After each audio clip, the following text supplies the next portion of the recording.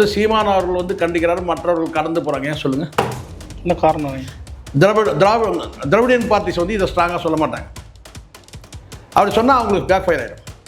கடந்த காலத்தில் அவங்க வந்து யாரெல்லாம் வந்து அமைச்சர் பதவி கூட எல்லாத்தையும் நோண்டி எடுக்கிற மாதிரி ஆகிடும். இன்னும் சார், ஆனால் இந்த இடத்துல நீங்கள் என்ன சொன்னீங்கன்னா தமிழ் தேசியம் ஒரு கண்ணு, திராவிடம் ஒரு கண்ணு சொன்னீங்கல்ல.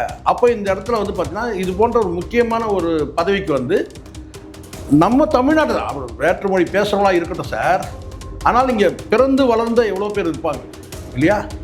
ஆனால் இவர் யார், என்ன இவர் பின்னணி என்ன, இவ்வளோ பெரிய ஒரு முக்கியமான ஒரு பொறுப்பு வந்து கொடுக்குறோமே, தமிழ்நாட்டுக்கு இவருடைய பங்களிப்பு என்ன இருக்குது, தமிழ்நாட்டை இவர் பிறந்திருக்கிறாரா, எதுக்காக வந்து இந்த பதவி அவருக்கு கொடுக்கணும்? நாம் தமிழர் கட்சியோட பாயிண்ட் வந்து வேலிட் பாயிண்ட்ஸ், 200% வேலிட் பாயிண்ட்.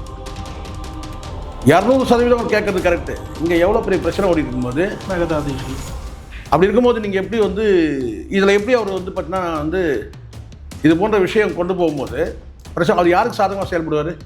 அவரால் தாய்மண் எதுவோ அப்படி தானே இயற்கையாக நடக்க தானே செய்யும். நம்மளே தானே தானே பண்ணுவோம். ஸோ அதனால் வந்து இது வந்து ஏற்படுதல்ல, இதை வந்து பார்த்தீங்கன்னா மாற்றிக்கணும்னு சொல்லி சீமான் சொல்கிறாரு. அதை மாற்றணும். இது ஒட்டுமொத்த வந்து தமிழை நேசிக்கக்கூடிய, தமிழ் தேசியத்தை நேசிக்கக்கூடிய அத்தனை பேருடைய கருத்து இதுதான். உலகம் முழுவதும் பார்த்து சிரிக்கிற அளவுக்கு இருக்குது. நாங்கள் எந்த போஸ்ட்டை யாருக்கு கொடுக்குறது? தமிழ்நாட்டு மக்களை காப்பாற்றுறது போய் இந்த அரசையும் விஜயம் வந்து பார்த்தீங்கன்னா நம்ம காப்பாற்ற வேண்டியதாக இருக்குது இந்த அமைச்சர்கிட்ட இருந்து. ஏன்னா தினம் ஒருத்தர் ஒரு பிரச்சனை. நேற்று தினம் ஒருத்தர் வந்து டான்ஸ் ஆனார், உயர்கல்வித்துறை அமைச்சர். அப்புறம் இன்னொரு வந்து பார்த்தீங்கன்னா வந்து அவர் மேலே இன்னொரு ஒரு குற்றச்சாட்டு வந்து போக்சோ வந்து கிரைம் பண்ணிட்டாருன்னு சொல்லிட்டு அது ஒரு பக்கம். நம்ம குற்றம் சாட்டணுன்ற நோக்கம் கிடையாது. தினம் ஒரு பிரச்சனை கொடுத்துருந்தீங்கன்னா ஆக மொத்தம் இந்த மக்கள் வெல்ஃபேர்ன்றதுலாம் அவங்ககிட்ட எதிர்பார்க்கவும் முடியாது. அப்போ உங்களுக்கு என்னென்னா முதலமைச்சரையும் இந்த அரசையும் வந்து இந்த அமைச்சர்கள்கிட்ட வந்து முதல்ல காப்பாற்றும். இந்த தமிழ் தேசியன்ற அந்த ஒரு 2 கண்ணுன்னு சொன்னீங்க பார்த்தீங்களா?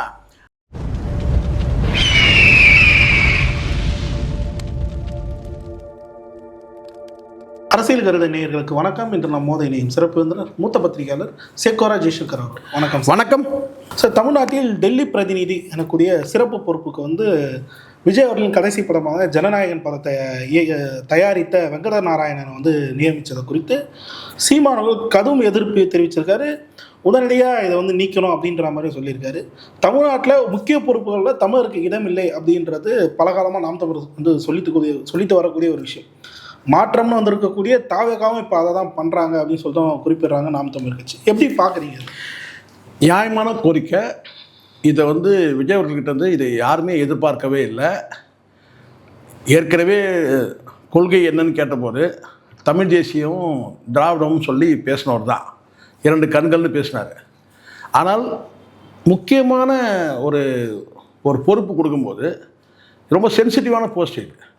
அதாவது தமிழ்நாட்டு அரசுக்கும் மத்திய அரசுக்கும் ஒரு பிரிட்ஜாக தான் செயல்படக்கூடிய ஒரு டெல்லி அமைச்சர். ஆமாம், நிச்சயமாக புரோட்டோகால் படி வந்து மினிஸ்டர் ஈக்குவல். அதான் சொல்கிறேன், டெல்லி அமைச்சர் பதவி. ஆமாம், ஈக்குவலான போஸ்ட். நீங்கள் எம்பி கூட வந்து எம்பியை காட்டினா இது ஒரு மத்திய அமைச்சரவையில் இடம். ஆமாம், அந்த மாதிரி ஒரு போஸ்ட்டை வந்து இவருக்கு வந்து கே வெங்கட் நாராயணன் கொடுத்ததுன்னு கேட்டால் எல்லாருக்குமே ஷாக். எனக்கே பெரிய ஷாக். ஏற்கனவே சில ஷாக் வந்து நம்ம மீளல. யார்? இந்த ஜெகதீஷ் பழனிசாமி வந்து போட்டது சரி. இதுக்கு முன்னாடி வந்து ஒரு உங்களுக்கு தெரியும் நடக்கிற ரத்தன் பண்டிட் ஜோசியக்காரனை போட்டு அதுக்கப்புறம் விட்ரா பண்ணார். அது வந்து சரி, மக்களுடைய வந்து கோரிக்கைக்கு அவர் செவிசாய்க்கிறாருன்னு ஒரு மரியாதை வந்து முதலமைச்சர் மீது இருந்தது. இப்போ ஜெகதீஷ் பழனிசாமி வந்து கூட வந்து இதில் போட்டது வந்து கேட்டால் அது தேவையில்லாதது.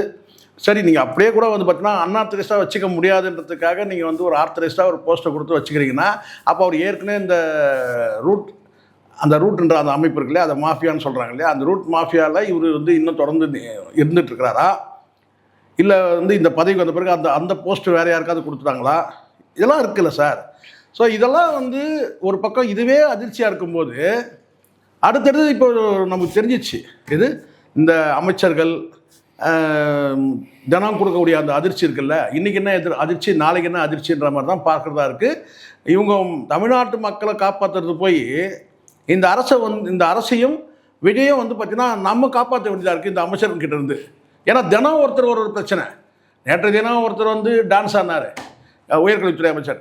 அப்புறம் இன்னொரு வந்து பார்த்தீங்கன்னா வந்து அவர் மேலே இன்னொரு ஒரு குற்றச்சாட்டு வந்து போக்சோ வந்து கிரைம் பண்ணிட்டாருன்னு சொல்லிட்டு அது ஒரு பக்கம். தினம் ஒரு அமைச்சர் இன்னத்துக்கு திடீர்னு போதை மருந்து வந்து பார்த்தீங்கன்னா மிக்ஸ் பண்ணுறாரு, ஏடிஎம் கார்டு வச்சு மாத்திரையை தூள் பண்ண, ஏடிஎம் கார்டு வச்சு மாத்திரையை தூள் பண்ண முடியுமா சார்? செல்ஃபோனில் அதுவும் செல்ஃபோன் நல்லா தெரியுது. யாராவது வந்து நீங்கள் செல்ஃபோனில் மாத்திரையை போட்டு வந்து ஏடிஎம் கார்டை வச்சு தூள் பண்ண முடியுமா சார்? வித்தியாசமாக அந்த காட்சியை பார்த்தோம். அது வந்து ஸோ இதெல்லாம் வந்து நம்ம குற்றம் சாட்டணுன்ற நோக்கம் கிடையாது. தினம் ஒரு பிரச்சனை கொடுத்துருந்தீங்கன்னா ஆக மொத்தம் இந்த மக்கள் வெல்ஃபேர்ன்றதுலாம் உங்ககிட்ட எதிர்பார்க்கவும் முடியாது. அப்போ உங்களுக்கு என்னென்னா முதலமைச்சரையும் இந்த அரசையும் வந்து இந்த அமைச்சர்கள்கிட்ட வந்து முதல்ல காப்பாற்றணும். விட்டா அதான் சொல்லிருக்கேன்னா என்ன தான் பொய் சொல்லணும்னு ஒரு விவஸ்தையே இல்லாமல் மாறத்தான் போனீங்க. நல்ல விஷயம், போதை மருந்துக்கு வந்து ஒரு விழிப்புணர்வு ஏற்படுத்துக்கு போனீங்க. அங்கே ஒரு கொனஸ்ட்டை நானும் பார்க்குறேன். இந்த அரசு வந்து செய்யக்கூடிய பல விஷயங்கள், முதலமைச்சர் வந்து செய்யக்கூடிய விஷயங்கள் எல்லாமே இன்னும் அந்த தலை வாழை போட்டு எல்லாம் பலகாரமும் வச்சுப்பாங்க. எல்லா பலகாரம் வச்சுட்டு ஒரு 36 ஐட்டம் பலகாரம் வச்சுட்டு நடுவில் கொண்டு போய் ஏதோ ஒன்று வேண்டாத ஒன்று அருவருப்பாக ஓரத்தில் ஏதோ ஒன்று கதை அந்த மாதிரி தான் இப்போ வந்து ஆதவர்ஜுன பேச்சு. மாரத்தான் போனீங்க, பார்ப்பதற்கு மகிழ்ச்சி.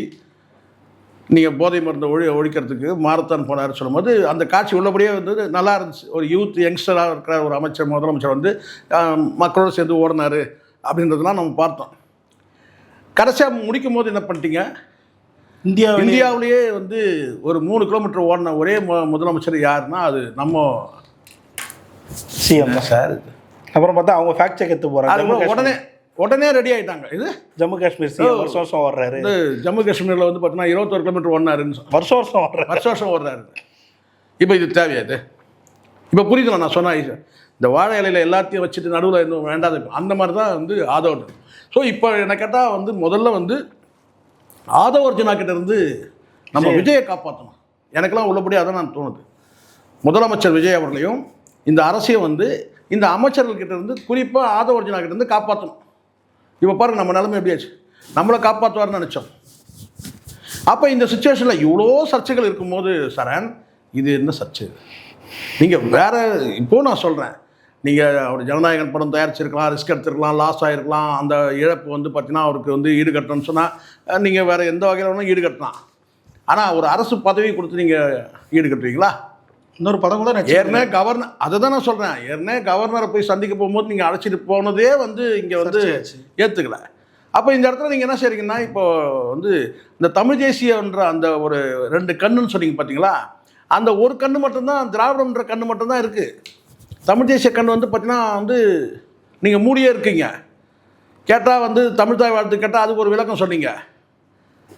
எப்படி இருந்தாலும் வந்து பார்த்தீங்கன்னா ஒரு முறை பாடப்பட்டு இருமுறை வந்து நாட்டுப்பண் பாடப்பட்டால் அங்கே வந்து பார்த்தீங்கன்னா தமிழ் தாய் வாழ்த்தோட அந்த என்ன சொல்லணும் அந்த அந்த முக்கியத்துவம் குறையுது. ஏன்னா 2 முறை வந்து பாடப்படுது நாட்டுப்பண்ணு. ஒன்று தமிழ் தாய் வாழ்த்து முதல்ல பாடிட்டு இறுதியாக நீங்கள் நாட்டுப்பண்ணா அது ரைட். வழக்கமாக அதெல்லாம் நடக்கும். ஸ்கூல்லலாம் என்ன செய்வாங்க, கடைசியாக முடிக்கும் போது தமிழ் தாய் வாழ்த்து பண்ணிட்டு கடைசியாக நிகழ்ச்சி முடிக்கும் போது நாட்டு தமிழ் தாய் வாழ்த்து முடிக்கும் போது அதுதான் அதுதான் கடைசியாக ஜனகன மனகதி அப்படின்னு சொல்லிட்டு அதை வந்து இப்போ நீங்கள் என்ன பண்ணுறீங்கன்னா எடுத்ததுமே வந்து என்ன செய்றீங்கன்னா முதல்ல வந்து தமிழ் தாய் வாழ்த்து இதை நாட்டுப்பண்ணுக்கு முக்கியத்துவம் கொடுக்குறீங்க, கடைசியாக முடிக்கும் போதும் பண்ணுறீங்க நாட்டுப்பண் மொத்தம். அப்போ அந்த இடத்துல என்ன ஆகுது, முக்கியத்துவம் குறையுது. கேட்டால் அதுக்கு ஒரு விளக்கம் சொல்கிறீங்க. இப்போ அதை தாண்டி நீங்கள் விசுவாசத்தை காட்டினா ஒன்றிய அரசு நீங்கள் ஓட்டு கேட்கும் போது இப்போ வந்து பார்த்தீங்கன்னா மத்திய அரசுன்றீங்க. இதை நீங்கள் முதலே சொல்லியிருக்கலாம். போடுறோம் போட்டாரோ. அப்போது இப்போ புரியுதுங்களா? இப்போது நீங்கள் இந்த இடத்துல நீங்கள் மிஸ் பண்ணுறது என்னன்னு கேட்டிங்கன்னா மக்களுடைய நம்பிக்கையை நாளுக்கு நாள் இழக்கிறீங்க. இதை வந்து சீமான் அவர்கள் வந்து கண்டிக்கிறாரு, மற்றவர்கள் கடந்து போகிறாங்க. ஏன் சொல்லுங்கள்? என்ன காரணம்? திராவிடியன் பார்ட்டிஸ் வந்து இதை ஸ்ட்ராங்காக சொல்ல மாட்டாங்க. அப்படி சொன்னால் அவங்களுக்கு பேக் ஃபயர் ஆகிடும். கடந்த காலத்தில் அவங்க வந்து யாரெல்லாம் வந்து அமைச்சர் பதவி கூட எல்லாத்தையும் நோண்டி எடுக்கிற மாதிரி ஆகிடும். இன்னும் சரி. ஆனால் இந்த இடத்துல நீங்கள் என்ன சொன்னீங்கன்னா தமிழ் தேசியம் ஒரு கண்ணு, திராவிடம் ஒரு கண்ணுன்னு சொன்னீங்கல்ல. அப்போ இந்த இடத்துல வந்து பார்த்தீங்கன்னா இது போன்ற ஒரு முக்கியமான ஒரு பதவிக்கு வந்து நம்ம தமிழ்நாட்டில் அவர் வேற்றுமொழி பேசுகிறவங்களா இருக்கட்டும் சார், ஆனால் இங்கே பிறந்து வளர்ந்த எவ்வளோ பேர் இருப்பாங்க இல்லையா? ஆனால் இவர் யார், என்ன இவர் பின்னணி என்ன, இவ்வளோ பெரிய ஒரு முக்கியமான ஒரு பொறுப்பு வந்து கொடுக்குறோமே, தமிழ்நாட்டுக்கு இவருடைய பங்களிப்பு என்ன இருக்குது, தமிழ்நாட்டில் இவர் பிறந்திருக்கிறாரா, எதுக்காக வந்து இந்த பதவி அவருக்கு கொடுக்கணும். இல்லை, அந்த விஷயத்தில் எனக்கு குறிக்கிறதுக்கு மன்னிக்கும். அந்த விஷயத்தில் ஒரு இஷ்யூவை நாம் தமிழ் ஐடென்டிஃபை பண்ணுறேன். மேகதாது இஷ்யூ இங்கே தலைவிரிச்சு ஆடுது. கரெக்டு. இப்போ போய் ஒரு கர்நாடகா வச்ச சொந்த ஒருத்தரை சீமானுடைய பாயிண்ட், நாம் தமிழர் கட்சியோட பாயிண்ட் வந்து valid point sir. 200% valid point. 200% கேட்கறது கரெக்டு. இங்கே எவ்வளோ பெரிய பிரச்சனை ஓடிட்டு இருக்கும்போது மேகதாது இஷ்யூ பல பிரச்சனைகள் வந்து இருக்குது சார். நீங்கள் வந்து அது வந்து கேரளாவை சார்ந்தவங்க குடும்பம். ஏன்னா உங்களுக்கு முல்லை பெரியார் பிரச்சனை இருக்குது, உங்களுக்கு தெரியும் நினைக்கிறேன்.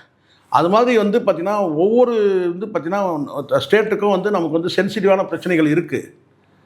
அப்படி இருக்கும்போது நீங்கள் எப்படி வந்து இதில் எப்படி அவர் வந்து பார்த்திங்கன்னா வந்து இது போன்ற விஷயம் கொண்டு போகும்போது பிரச்சனை அவர் யாருக்கு சாதகமாக செயல்படுவார்? அவரோட தாய்மண் எதுவோ அப்படி தானே இயற்கையாக நடக்க தானே செய்யும். நம்மளே இருந்தாலும் தானே பண்ணுவோம். ஸோ அதனால் வந்து இது வந்து ஏற்படுதல்ல, இதை வந்து பார்த்திங்கன்னா மாற்றிக்கிறோம் சொல்லி சீமானன் சொல்கிறாரு. அதை மாற்றணும். இது ஒட்டுமொத்த வந்து தமிழை நேசிக்கக்கூடிய, தமிழ் தேசியத்தை நேசிக்கக்கூடிய அத்தனை பேருடைய கருத்து இதுதான். உலகம் முழுவதும் பார்த்து சிரிக்கிற அளவுக்கு இருக்குது. நாங்கள் எந்த போஸ்ட்டை யாருக்கு கொடுக்குறதுங்க?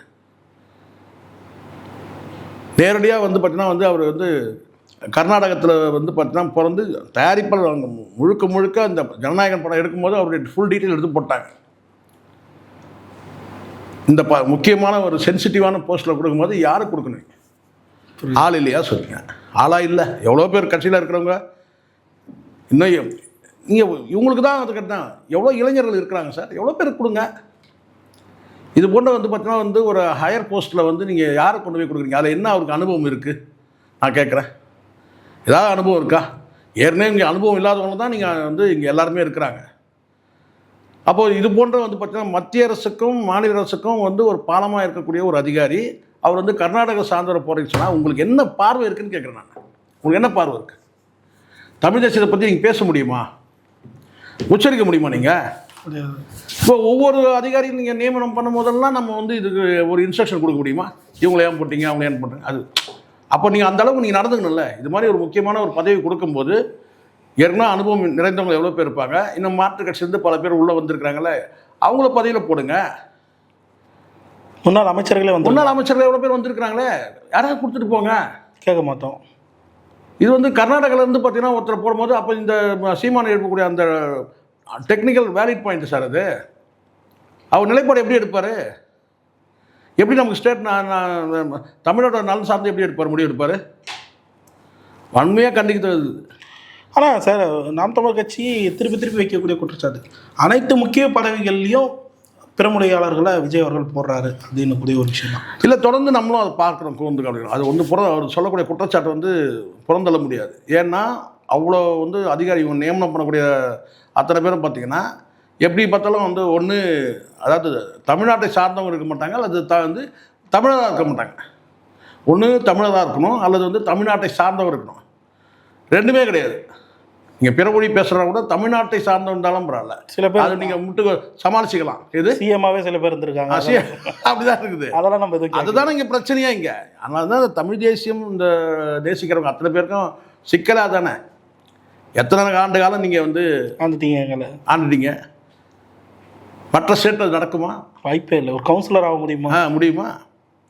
அப்போ வந்து அதை கடந்து இப்போ வந்து தமிழர் அல்லாதவர்களை நியமிக்கும் போதும் வந்து பார்த்தீங்கன்னா அதே கண்டிக்கும் போது இவன் தமிழர் மட்டுமே இல்லை, ஸ்டேட்டுக்கே சம்மந்தம் கிடையாது. ரைட்டு. ஏன்னா பல சர்ச்சைகள் இருக்குது சார். இங்கே ஒரு தொழில்துறை அமைச்சர் அவர் கூட பிஏவாக இருக்கிறவர் யாருன்னா வந்து தமிழ்நாட்டை சார்ந்தவர் கிடையாது, தமிழே தெரியாது. அப்படி இருக்குது. அப்போ இது வந்து பார்த்தீங்கன்னா இந்த நடவடிக்கை எப்படி பண்ணும்? இது உண்மையிலேயே வந்து இந்த டிவிக்கு அரசுக்கே பின்னடைவுது. இது போன்ற ஒரு சென்சிட்டிவான போஸ்ட்டில் யாரை எந்த போஸ்ட்டில் போடுறதுன்னு தெரியல. ஏற்கனவே நீங்கள் தமிழை நாசமாக்குறீங்க. நம்ம குறிப்பிட்டு சொல்ல முடியும். தமிழை வந்து நீங்கள் வந்து தமிழ் அந்த உச்சரிப்பு இந்த ப்ரொனன்சியேஷனே வந்து பார்த்திங்கன்னா வந்து பல சிக்கலாகுது. சட்டசபையிலே நீங்கள் ஆங்கிலம் கலந்து தான் பேசுகிறீங்க. அதை கூட கலந்துடுறோன்னு இங்கே என்ன அப்படி தான் இருக்குது. ஆனால் அதையெல்லாம் சகிச்சுட்டு போகிறோம். அப்புறம் இதை தாண்டி நீங்கள் பண்ணக்கூடிய வேலைலாம் என்ன? போஸ்டிங் கொடுக்குறது நீங்கள் கேட்டால் அப்போ வந்து இந்த ஆட்சியை வந்து யாருக்கானது?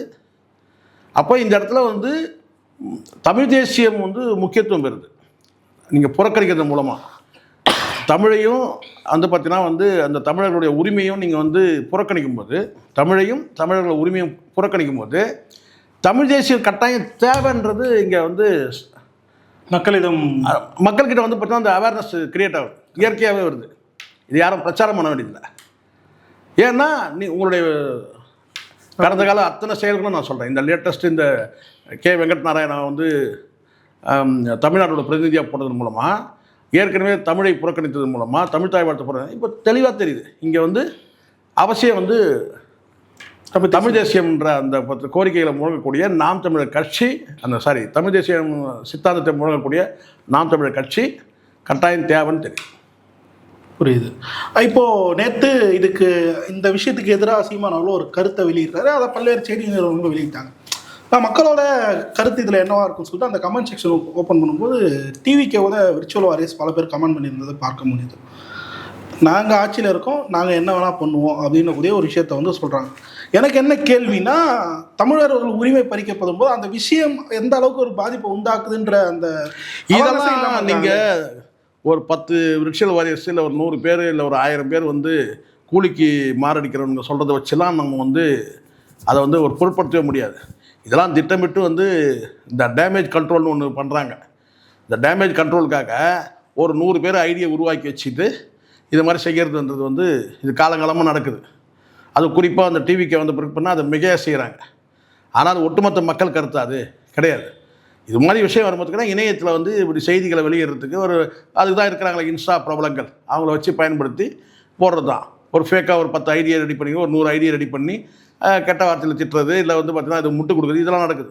ஆனால் இதெல்லாம் வந்து மக்கள் வந்து ஏற்றுக்க மாட்டாங்க. மக்களுடைய என்னன்றது மக்களுக்கு தெரியும். இப்போ இந்த சீமான் இந்த பிரச்சனை சீமான் எடுத்து பேசுகிறாருன்னா இதில் அடிப்படை என்னங்க நடக்குது மக்களுக்கு தெரியும். ஆமாம், எப்படி வந்து பார்த்தீங்கன்னா வந்து அதுவும் தமிழ்நாட்டோட பிரதிநிதியும் போது பார்த்தீங்கன்னா அது யாரை பண்ணோம் இங்கே தமிழர் தான் அப்படி இருக்கும்போது இது தப்பு தானேன்னு சொல்லிட்டு அதெல்லாம் அந்த காலமாக வரையிடுச்சு. இதுக்காக நீங்கள் முட்டு கொடுக்குறதுன்னு ஒன்று இருக்குது. இயற்கையாக வந்து ஒரு விஷயம் வருது, அதை வந்து பார்த்தீங்கன்னா வந்து கேட்பாங்க, பாருங்கள் இவருக்கு வந்து இந்த ஒரு விஷயம் வந்து இந்த அப்பாவை காணும்னு சொன்ன அந்த விஷயம் ரொம்ப தப்பான விஷயங்க அப்படி சொல்லக்கூடிய மக்கள். அதே சமயத்தில் வந்து கேட்டால் அவரும் வந்து எப்படிங்க வந்து குடும்பத்தை ஃபேமிலியெல்லாம் முடிச்சு இழுக்கலாம் அப்படின்னு சொல்கிறாங்க இல்லையா. இதுதான் மக்கள் பார்வை.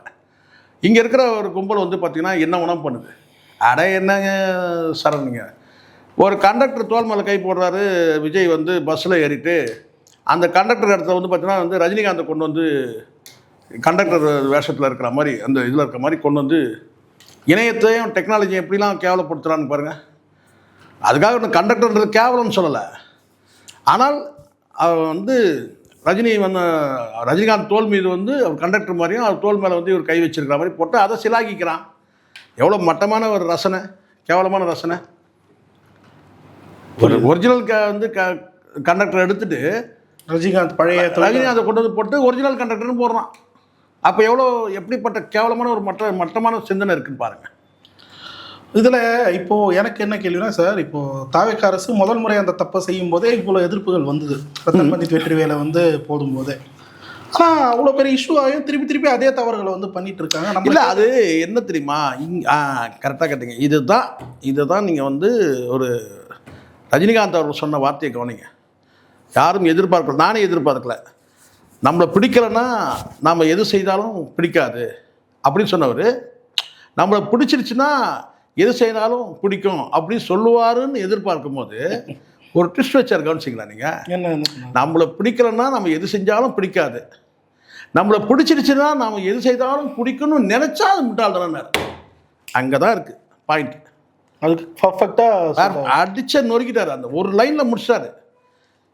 இப்போ விஜயோட மனநிலை அதுதான். கிட்டத்தட்ட முதலமைச்சருடைய மனநிலை நான் பார்த்த வரைக்கும் சொல்கிறேன் சார். நமக்கு என்ன இருக்குது, வன்மம், நமக்கு காழ்ப்புணர்வு, அதெல்லாம் ஒன்றுமே கிடையாது. அந்த ஒரு எண்ணம் வந்து பதவியில் வந்தால் அது பல பேருக்கு வந்திருக்கு. ஏதோ விதிவிலக்கு கிடையாது. கடந்த காலத்தில் வந்து ஜெயலலிதாவுக்கு நிறைய இருந்துச்சு.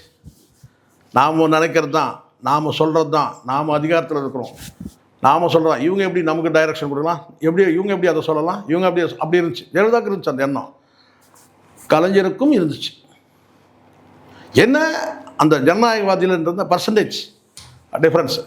ஏன் முக ஸ்டாலின் இல்லையா, அவரே பண்ணி அவங்களுக்கும் அந்த எண்ணம் இருந்துச்சு. நாம் அதிகாரத்தில் இருக்கிறோம், நமக்கு யாரும் வந்து இன்ஸ்ட்ரக்ஷன்லாம் கொடுக்க முடியாது அப்படின்னு இருந்தாங்கல்ல. இல்லைன்னா செந்தில் பாலாஜி வந்து சிறையில் இருக்கும்போது எவ்வளோ காலம் பிடிவாதமாக இருந்தாங்க அந்த அமைச்சர் பதவி நீக்காமல். அதெல்லாம் என்ன அர்த்தம்? அதிகார போட்டி, ஈகோ, நீ பெரியவனா நான் பெரியவனான். ஸோ அது இருக்கவே கூடாது. பட் எனக்கு தெரிஞ்ச வரைக்கும் விஜய்க்கு வந்து இப்போ வந்து கிட்டத்தட்ட ஜெயலலிதா நான் பார்த்த வரைக்கும் 90களில் 91 ஜெயலலிதா பார்த்தோம்ல, 91 95 வரைக்கும் அந்த ஜெயலலிதாவை நம்ம பார்க்குறோம். நான் அப்படி தான் பார்க்குறேன். இது ஆட்சிக்கே சிக்கலை ஏற்படுத்தக்கூடிய ஒன்று கண்டிப்பாக நடக்கும். இப்போ இவங்க நினைக்கிறாங்கல்ல சரண், நானே சொல்கிறேனே, திடீர்னு ஓவர் நைட்டில் ஒரு பெரிய எதிர்ப்பு வரும்.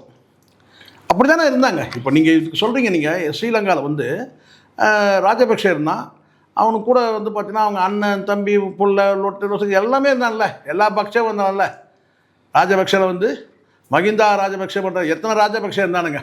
இது அணில் சுனில் எத்தனையோ ராஜபக்ஷ, நிறைய ராஜபக்ஷ இருந்தானுங்களே, ஒரு 4-5 பேர் இருந்தானுங்கள்ல.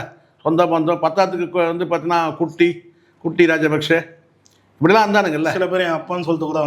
ஆமாம். அப்புறம் பார்த்தா ஏதோ அவன் பேர் நமல் ராஜபக்ஷ எதோ சொல்கிறாங்கல்ல, குட்டி ராஜபக்ஷ. இவனெல்லாம் நிறைய பேர் இருந்தானுங்கல்ல. மொத்தமாக ஓவர் நைட்டு வந்து அத்தனை பேர் வரட்டி விட்டாங்கல்ல. அப்புறம் இப்போ வந்து மறுபடியும் வந்து ஓட்டிக்கிட்டானுங்க. ஓட அடிச்சாங்களே, தலை தெறிக்க ஓடுனதெல்லாம் நம்ம பார்த்தோம். வீட்டு பின்வாசல் வழியாக எகிரி குச்சி ஓடுனதெல்லாம் நம்ம பார்த்தோம். எது இல்லையா? அந்த மாதிரி வந்து மக்கள் தான் இங்கே இருக்குது. யாராவது நினச்சாங்களா சிங்களவர்களே தூக்கி விரட்டி அடிப்பாங்க யாரும் நினச்சாங்களா? இப்போ இல்லை. அந்த காலகட்டத்தில் சொன்னாங்க ரொம்ப அராஜகம் பண்ணியிருந்தீங்கன்னா திமுக தரப்பில் சொன்னாங்க, டிஎம்கேல ரொம்ப அராஜகம் பண்ணுறாங்க, கடைசியில் நிலைமை என்ன ஆகும்னா எப்படி வந்து அங்கே ராஜபக்ஷ என்ன நடந்தோ அதுதான் வந்து ஸ்டாலின் நடக்கும்னு சொன்னாங்க. ஏன்னா இவங்களும் குடும்ப ஆட்சி தானே, அதை மறுக்க முடியாதுல்ல. உதயநிதி அரசியலுக்கு வரலாமா வேணாமன்றது அது வேறு. தகுதி இருந்தால் யாரும் வரலாம். இப்போ உதயநிதி தகுதி இருந்தால் அவர் வந்து இருக்கட்டும், மக்கள் தான் ஜெயிக்க வச்சிருக்காங்க. மக்கள் தான் ஜெயிக்க வைக்கிறோம். நம்ம வந்து பார்த்தீங்கன்னா அப்படி வந்து சுருக்க முடியாது, வாரிசு அரசியல் சொல்லி சுருக்க முடியாது. ஆனாலும் கூட அதிகாரத்தை செலுத்தும் போது அந்த மமதை திமிரு இதெல்லாம் இருந்ததுன்னா முதல்வர் பதவி கொடுக்கும்போது நம்மளே விமர்சி. கண்டிப்பாக சரி, யாரும் பாரபட்சம் இல்லை. உங்களுக்கு அந்த அதிகார திமிர் மமதை எங்கேருந்து வருது? இதை சொன்னால் நம்மளை வந்து கேட்டிங்கன்னா வந்து என்னங்க நீங்கள் எப்படிலாம் பேசுகிறீங்க, ஒரு பக்கம் அவரை தாக்குறீங்க, ஏங்க அவரை தாக்குறேன் இவரை தாக்குறதுலாம் நமக்கு வேலை கிடையாது. இருக்கிற உண்மையை பேசணும்ல. இப்போ இந்த அதிகார திமிரும் மமதை தானே சார் வந்து பார்த்தீங்கன்னா வந்து முதலமைச்சர் மனைவி வரைக்கும் பேசுகிறீங்க. நான் கேட்குறேன், ஏன் உங்களுக்கெல்லாம் மனைவி இல்லையா? நான் பேசினா எப்படி இருக்கும்? இல்லை நீங்கள் எதுவும் நைட்டில் இன்ஸ்டா பார்க்கலையா? சொல்லுங்கள். மிட் நைட்டு நீங்கள் அதுவும் துணை முதலமைச்சர் ஐடியில் போய் தடவுறீங்க. எது உங்கள் ரசனை அப்படி இருக்குது. சரி, ஒரு சில மனுஷனுக்கு இப்படி தான் இருக்கும். அதுக்கு நீங்கள் வேறு ஐடியா இல்லை, வேறு ஐடியில் போய் வேணும். துணை முதலமைச்சர் ஐடியில் போய் நீங்கள் வந்து தடவிட்டு நீங்கள் ரீல்ன்றீங்க. இந்த ரீல் அரசு நீங்களும் தான் சார் ரீல் தடவுனீங்க. இது கூட நான் எதுக்கு சொல்கிறேன், நீங்கள் முதலமைச்சரோட மோதுறீங்கன்னா ஸ்ட்ரைட்டாக முதலமைச்சரோட மோதுங்க. நாங்களும் வேடிக்கை பார்க்குறோம். சட்டசபையில் போய் மனைவி வந்து பார்த்தீங்கன்னா அவங்க விதியை தொலைச்சிட்டு அவங்க ஏதோ இருக்கிறாங்க சார். இங்கே அதிகாரம் வல்லமை மிக்க வந்து ஒரு கணவர் மோத முடியல, நீதிமன்றத்தில் வழக்கு தொடுத்து அவங்க விலகிக்கிறேன்னு சொல்லிட்டு நீதிமன்றத்தில் ஒரு வழக்கு தொடுத்து அவங்க விலகிக்கிறத சேர்த்து வாழ வைங்கன்னு சொல்லி நீதிமன்றத்துக்கு போகல சார், நான் விலகி போகிறேன்னு சொல்லிட்டு போகிறாங்க. இது வந்து பார்த்திங்கன்னா வந்து உள்ளபடியே நெஞ்சில் ஈரம் சொல்லுவாங்க இல்லையா, நெஞ்சில் ஈரம்னு சொல்லிட்டு ஈவு இறக்கணுங்களே, அது இருந்தால் நீங்கள் பேசுவீங்களா? அதை மேற்கோள் காட்டி பேசுவீங்களா? ஏன்னா உங்களுக்கு என்ன இதுதான் ஆணவன்றது பேசுகிறீங்கல்ல. அப்போ இது அதிகார திமிர் தானே. நீங்கள் எதிர்கட்சி தலைவர்னா முதலமைச்சர் மனைவி வரைக்கும் போய் பேசுவீங்களா? எப்படி சார்? உங்களுக்கு எதிர்கட்சி தலைவராக இருந்தாலும் நீங்கள் வந்து முதலமைச்சர் மனைவி படிங்க, மகனை வந்து பேசுவீங்க. கொஞ்சமாவது மனசுன்னு ஒன்று இருக்கடா உங்களுக்கு? நான் கேட்குறேன், தெரியாமல் தான் கேட்குறேன். அந்த பையன் அப்பாவை தயவு வேணாம், வந்து தாத்தா தயவு வேணாம், அவங்களோட வேலை செஞ்சவங்க யாரும் வந்து இருக்கக்கூடாது, முழுக்க சுயமாக முன்னேறி வரணும், அப்பாவால் தான் முன்னேறணுன்ற அந்த பேர் வந்துடக்கூடாதுன்னு சொல்லிட்டு அவன் வந்து சுயேட்சையாக வந்து அவன் சுயமாக வந்து தன் திறமையை வெளிக்காட்டி ஜெயிச்சு வரணும்னு நினச்சி போரிட்டுருக்கோம். நான் கூப்பிட்டு மீம்ஸை க்ரியேட் பண்ணுறீங்க, ட்ரோல் மெட்டீரியல் ஆக்குறீங்க. நியாயமா இது? உங்களுக்கு மோதிரத்துக்கு திராணி இல்லை. ஏன்னா முதலமைச்சர்கிட்ட ஸ்ட்ரைட்டாக மோதிரத்துக்கு உங்களுக்கு திராணி இல்லை. நீங்களே அந்த தப்பு பண்ணிடுறீங்க. அப்போ நீங்களே வந்து என்ன சரி கேட்டால் வந்து பார்த்தீங்கன்னா அவர் உங்கள் அப்பாவை காரணம் சட்டசபையில் தேடினா நீங்கள் என்ன சரிங்க செங்கல்பட்டில் உங்கள் மனைவி வந்து உங்களை தேடுறாங்க. இது நியாயமானு கேட்குறேன். அதை தாண்டி அந்த பிள்ளைகளை வந்து நீங்கள் வந்து ட்ரோல் மெட்டீரியல் ஆக்குறீங்கல்ல, அது நியாயமா? அது எல்லார் குடும்பத்தையும் நடக்கும் சார். வாழ்க்கையில் இந்த விவாகம் எப்படி நடக்குதோ ரத்தம் நடக்கும், எல்லா குடும்பத்திலும் நடக்கும். அதை நீங்கள் வந்து அசிங்கப்படுத்திங்களா அதுக்கு மேற்கோள் காட்டி? அப்போ இது அதிகார திமிர் தானே. ஸோ அதனால் இதெல்லாம் வந்து அதிகார திமிரில் வரும். இங்கே நம்ம பாரபட்சம் பார்க்கல. விஜய் ரொம்ப நல்லவர், அவர் வந்து பார்த்தீங்கன்னா ரொம்ப ஜனநாயகவாதி அப்படிலாம் பார்க்கவே இல்லை. அவரும் சர்வாதிகாரி தான் பார்த்துட்டு தானே இருக்கிறோம். இது போன்ற முடிவே என்னன்னு கேட்டால் இது வந்து மக்களுடைய கோரிக்கைன்னு நினைக்கிறேன் சார். எப்போ வந்து நல்லா புரிஞ்சுங்க, எப்படி நான் சர்வாதிகாரின்னு நான் விஜய் சொல்கிறேன், அதுக்கு ஒரு டெஃபினேஷன் சொல்கிறேன் பாருங்க. இந்த சம்பவம் தான் விஜய் வந்து சர்வாதிகாரி ஆயிட்டாருன்றதுக்கு. இப்போ எதிர்க்கட்சி சில கேள்விகள் கேட்குறாரு. நீங்கள் ஏதோ ஒரு வார்த்தை நீங்கள் சொல்கிறீங்க, அவர் எழுந்து வந்து வெளிநடப்பு செஞ்சு போயிடுறாங்க. வெளிநடப்பு செஞ்சுட்டு போனால் கூட எதிர்க்கட்சி தலைவர் கேட்ட கேள்விகளுக்கு நான் பதில் சொல்கிறேன். இந்த பதில் யாருக்குன்னா மக்களுக்கு. இந்த பதில் மக்களுக்கு. அவர் எழுந்து போயிடலாம், அவர் கேட்ட கேள்வி அப்படி தானே இருக்குது. இந்த எதிர்க்கட்சி தலைவர் இந்த கேள்வியெல்லாம் கேட்டுதான் இருந்தாங்க, இதற்கான பதில் இதுதான் பதில், இது மக்களுக்காக நான் அந்த பதிலை சொல்கிறேன், அதுதான் சார் கரெக்டு. அவர் எழுந்து போன உடனே நீங்கள் சந்தோஷமாயிடுச்சு, போயிட்டீங்களா, ரைட், ஓகே, அப்பாவை காணும் அப்படின்னு தேடிட்டு இப்போது ஃபுல்லாக பேக் ஃபயர் ஆகிட்டு திருமாவளவன் காரியத்து போகிறாரு. இப்போ புரியுதுங்களா? இதுதான் எப்போவுமே ஒன்று சொல்கிறேன் சரண், அந்த சர்வாதிகார சிந்தனை வந்து எந்த சொன்ன அதிகாரம் கொண்டு வந்துடும் நம்மளை. அந்த பவரில் போய் உட்காந்தாலே அந்த அதிகாரம் வந்துடும். அப்படிலாம் வந்ததுனால தான் இலங்கையில் வந்து அந்த மாதிரி இலங்கைன்னு பல நாடுகளில் வந்து புரட்சி ஏற்பட்டதே. எப்படின்னா நேபாள், பங்களாதேஷ், ஒரு குறிப்பிட்ட வந்து அந்த என்ன சொல்கிறேன்னா இதெல்லாம் வந்து அதிகார திமிர், அது அந்த மைண்டில் வந்து நிற்கக்கூடாது. இது ஏதோ ஆளுங்கட்சி தான் வரும்னு நினைக்காதீங்க, எதிர்கட்சிக்கும் வருன்றதுக்கு தான் இந்த உதாரணம் நான் சொல்கிறேன். ஆளுங்கட்சிக்கும் அந்த எண்ணம் இருக்குது, எதிர்கட்சிகள் உங்களை எப்படி நாங்கள் அப்யூஸ் பண்ணுறோம் பாருங்கள், உங்களை எப்படி நாங்கள் காலி பண்ணுறோம் பாருங்க அப்படின்னு சொல்லிட்டு ஒரு மனிதனுடைய பலத்தில் மோதுங்க. ஒரு மனிதனுடைய பலவீனத்தில் மோதுனீங்கன்னா கீழ்த்தரமானவங்க. நீங்கள் யாரை வேணாலும் புரிஞ்சுங்க, அது நீங்கள் முதலமைச்சர் புரிஞ்சிட்டாலும் சரி, எதிர்கட்சியாளர் உதயநிதியை புரிஞ்சிட்டாலும் சரி, ஒரு மனிதன் இன்னொரு மனிதனோட மோதும் போது அவன் பலத்தில் மோதும், பலவீனத்தில் மோதக்கூடாது. அது கேவலமான செயல். ஓகே சார், பல்லர்களுக்கு தெளிவாக நன்றி.